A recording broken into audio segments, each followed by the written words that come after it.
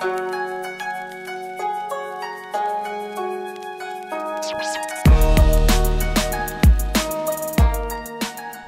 Penguin দম্পতি বেড়াতে যান পার্কে।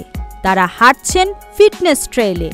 নতুন জামা পরে এভাবে ফিটনেস ট্রেইলে পেঙ্গুইন দম্পতিকে হাঁটতে দেখা গিয়েছে সম্প্রতি চীনের এক পার্কে। বিচিত্র পোশাক পরা এই পেঙ্গুইন দম্পতিকে দেখতে ভিড় জমান অনেকেই।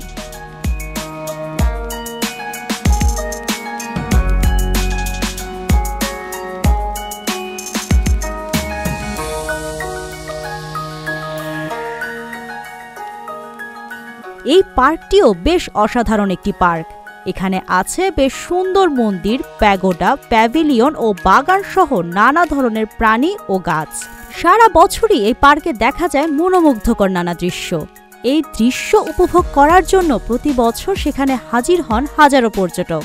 আর সাথে যদি থাকে এমনই বিচিত্র পোশাক পরা একদল পেঙ্গুইন, তবে তো পর্যটকদের আগ্রহ আরও বেড়েই যায়।